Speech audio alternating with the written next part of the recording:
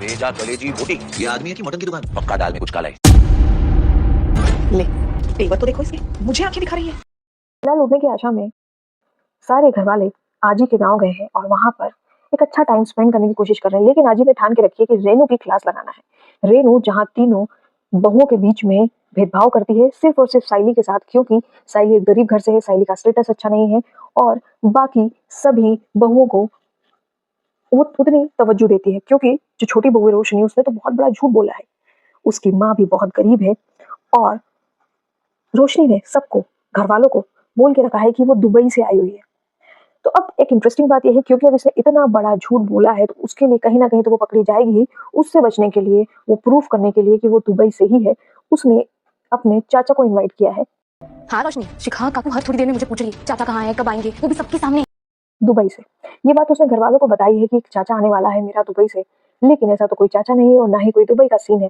इसीलिए रोशनी ने एक आदमी को हायर किया है चाचा का एक्ट करने के लिए। साथ ही साथ उसने सोने के ब्रेसलेट दिए हैं कि ताकि उसके ससुराल वालों को गिफ्ट कर सके, ताकि बता सके कि देखो दुबई से ही है, ये प्रूफ करने के लिए, और पैसे भी दिए हैं।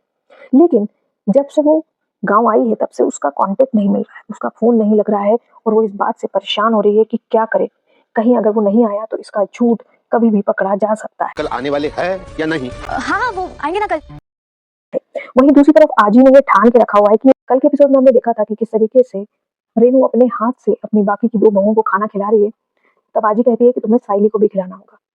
अब साइली को खाना खिलाते हुए वो इतनी बुरी तरीके से बिहेव करती है, उसके खाना वो मुंह में ठूसती है। तब अब बारी आती है गर्मा गर्म दूध की। तो रेनू को आजी कहती है कि जाओ गर्मा गर्म दूध लेके आओ, ड्राई फ्रूट डाल के।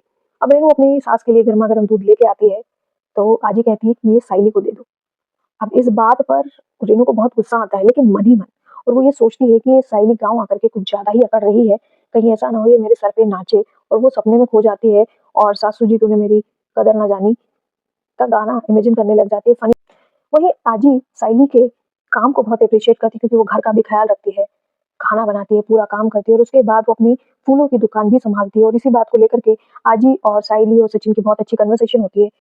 मेरे को तो चिकन थोड़ा देखने का जी, देख के मालूम पड़ेगा इज्जत के लायक है कि नहीं है।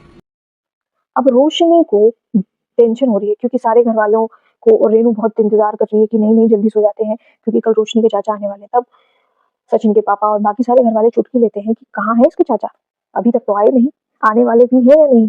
सलाम, सॉरी मैडम, हम दुबई में रहती, गर्मी की मारी हमारा मेकअप फ्राई होती। ये सारी बातें रोशनी सुन रही होती है। तब रेनू रोशनी से कहती है कि तुम्हारे चाचा कहाँ गए। तब रोशनी बहाना बनाती है और कहती है कि उनको आज इंपॉर्टेंट मीटिंग थी तो कल आने वाले हैं चाचा।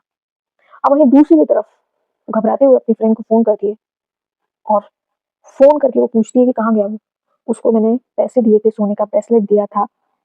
रोशनी को बहुत चिंता हो रही है, लेकिन जैसे वो फोन बंद करती है और मुड़ती है तो देखती है कि वहां पर साइली खड़ी हुई है। अब उसे कहीं डर लगा कि कहीं साइली ने पूरी बात तो नहीं सुन ली है, लेकिन साइली बोलती है कि नहीं मैंने तुम्हारी कोई बात नहीं सुनी है। तब रोशनी उससे रूडली व्यवहार करती है कि तुम छुप छुप करके मेरी बातें सुन रही हो। तब साइली उसको बोलती है कि नहीं मैं और सचिन बाहर सो रहे हैं और इसीलिए मैं रजाई गद्दे लेके जा रही थी। उसके बाद सचिन और साइली की बहुत अच्छी एक सुंदर सी कन्वर्सेशन होती है और क्योंकि उनको सोना है छत पर, एक ही खाट है, इस हिसाब से बहुत प्यारी सुंदर सी कन्वर्सेशन होती है। लेकिन अब कल का दिन है जहाँ पर रोशनी का वो भाड़े का चाचा आने वाला है और वो आता है और अजीब-अजीब तरीके से एक्ट करता है, बहुत सारा सोना पहन के आया हुआ है।